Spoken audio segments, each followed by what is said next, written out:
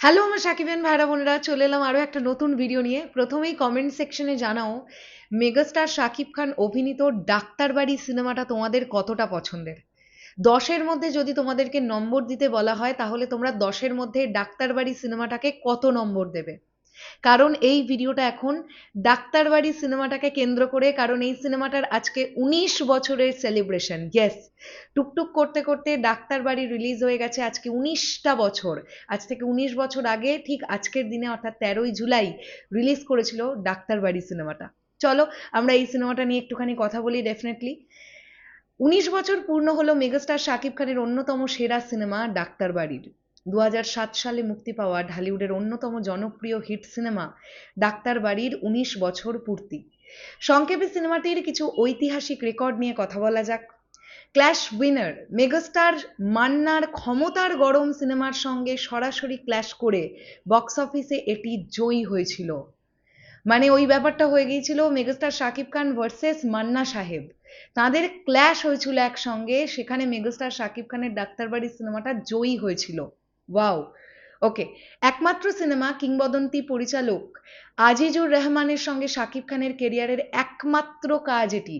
মানে এই পরিচালকের পরিচালনায় মেগাস্টার শাকিব খান একবারই বড় পর্দায় এসেছিলেন। ডিরেক্টরের নাম ছিল আজিজুর রহমান এবং সিনেমার নাম ছিল ডাক্তারবাড়ি। শাকিব জনা জুটির শেষ পর্দা কাঁপানো শাকিব খান এবং জনা জুটির এটি সর্বশেষ সিনেমা ছিল। ম্যাজিক্যাল 2007।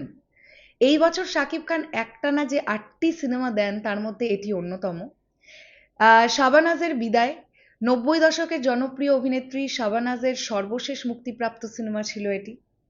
এটিএম শামসুজ্জামানের গল্প, বর্ষিয়ান অভিনেতা এটিএম শামসুজ্জামান লেখা এই ছবির জন্মদিনে কান্দে শিশু গানটি আজও পর্যন্ত দর্শকের মন জয় করে রেখেছে। মেগাস্টার শাকিব খানের অভিনীত এই ডাক্তারবাড়ি সিনেমাটি আপনাদের কেমন লেগেছে, বা এই সিনেমার গান আপনাদের কতটা পছন্দের, বা মেগাস্টার শাকিব খানের পারফরমেন্স নিয়ে আপনারা কি বলতে চান, চটপট কমেন্ট সেকশনে লিখে জানান। আমি আবারও একটা কথা রিপিট করি, এই সময় জাস্ট এই মোমেন্টটায় মেগাস্টার শাকিব খানের আপকামিং সিনেমা নিয়ে তেমন কোনো আপডেট নেই। একমাত্র আপডেট যদি কিছু আমরা এক্সপেক্ট করতে পারি সেটা সোলজার টিমের কাছ থেকে। আমি এ বাদেও তেমন কোনো টিমের কাছ থেকে কিছু এক্সপেক্ট করছি না, বিকজ সিনেমাগুলো নেক্সট ইয়ার রিলিজ, এখন থেকে কী বা কথা বলবে। কিন্তু সোলজার টিমের এখন উচিত এই যে একটা ফাঁকা টাইম যাচ্ছে, একটা স্মুথ ভাবে একটা স্লো প্রমোশন তারা করতেই পারতো চাইলে, বাট দেখতে পাচ্ছি না কিছু। It's okay, fine.